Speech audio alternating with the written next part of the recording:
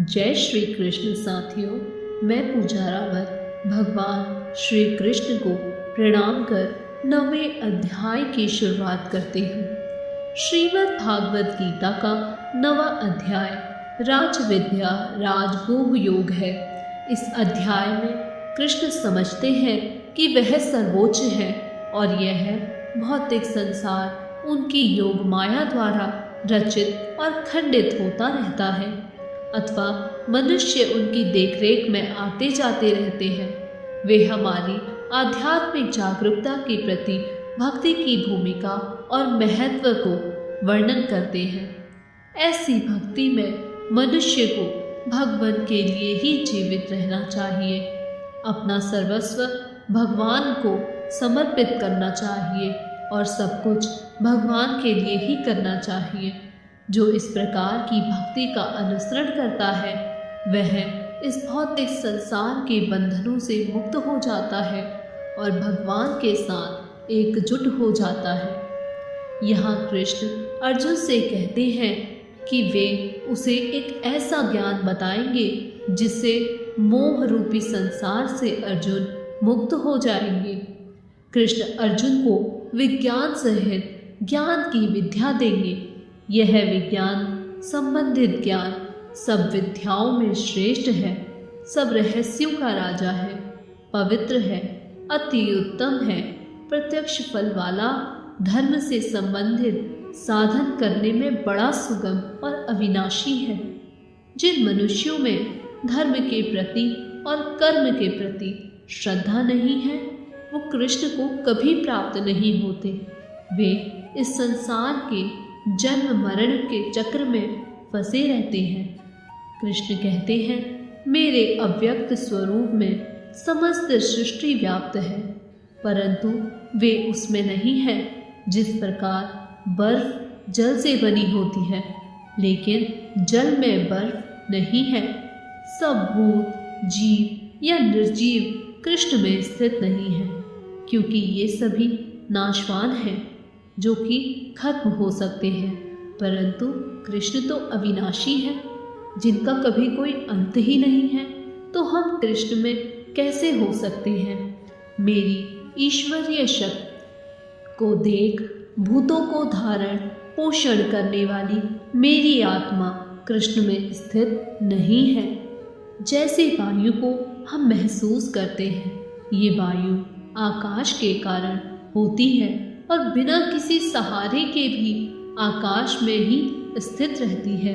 उसी प्रकार सारे भूत भी कृष्ण में व्याप्त हैं, लेकिन फिर भी कृष्ण को मलिन नहीं कर पाते।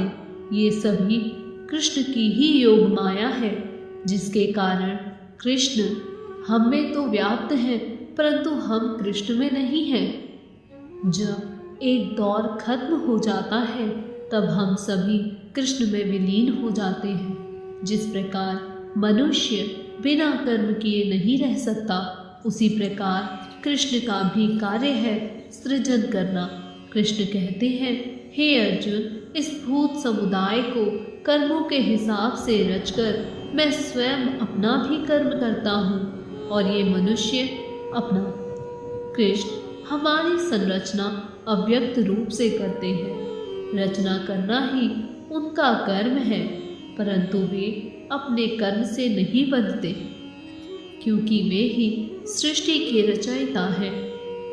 कृष्ण के संकलन से ही सृष्टि की संरचना होती है और इनकी योग माया द्वारा सृष्टि का निर्माण, और इसी कारण सृष्टि चक्र बिना रुके चलता ही रहता है।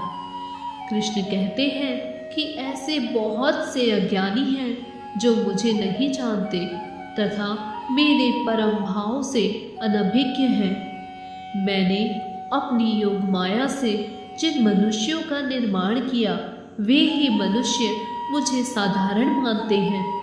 जो मनुष्य अपने कर्मों को अच्छे कार्यों में नहीं लगाते, यहाँ कृष्ण ने उन्हें असुरी माया, व्यर्थ कर्म करने वाला और व्यर्थ ज्ञान में बिताते हैं।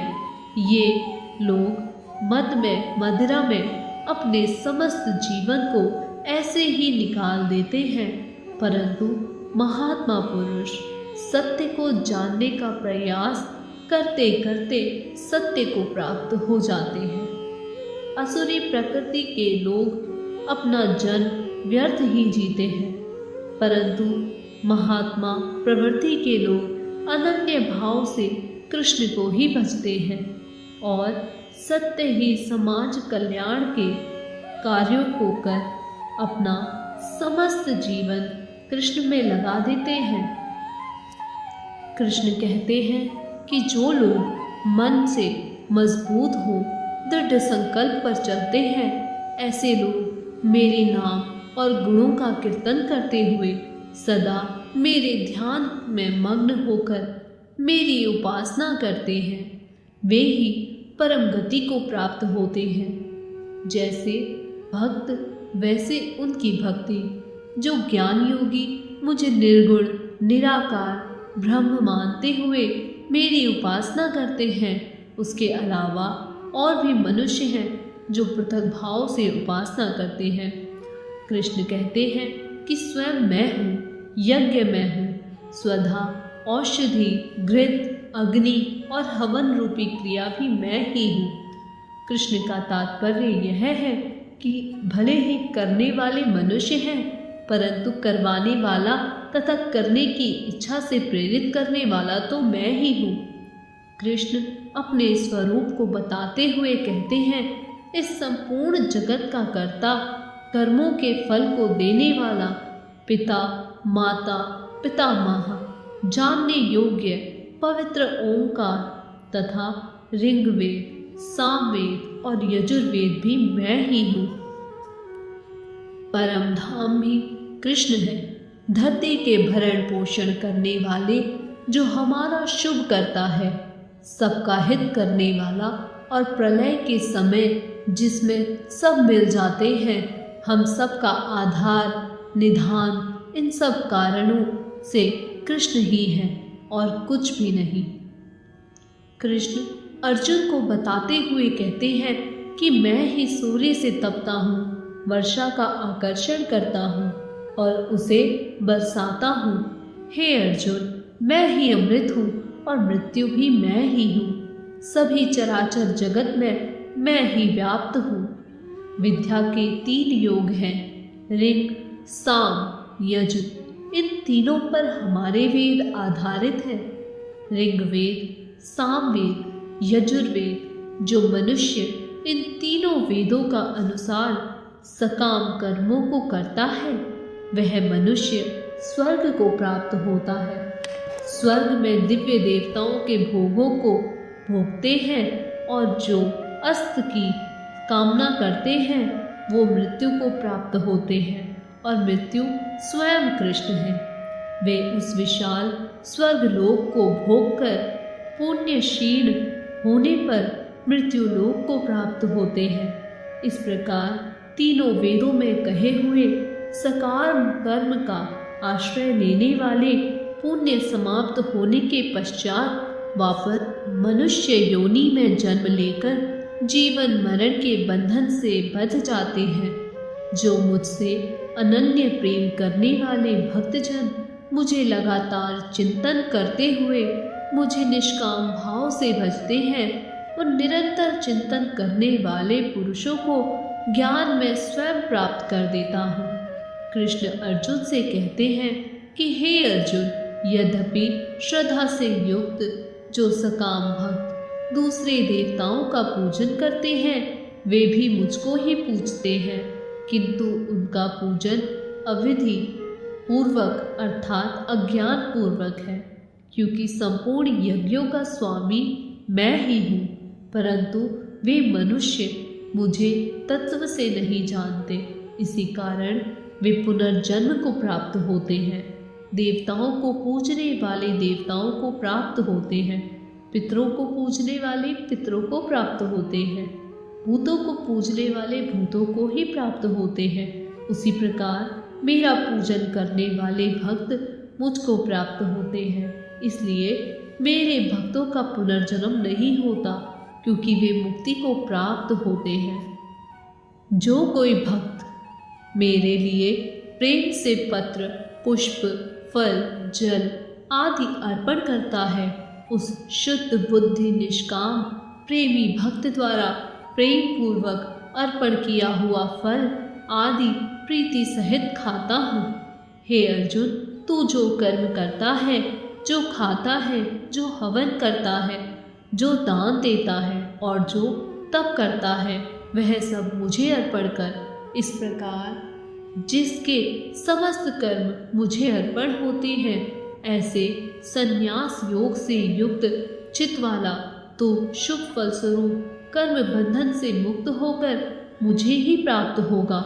मैं सब भूतों में संभाव से व्यापक हूँ, न कोई मेरा प्रिय है और न अप्रिय, परंतु जो भक्त मुझे प्रेम से भजते हैं वे मुझ में हैं और मैं उनमें हूँ।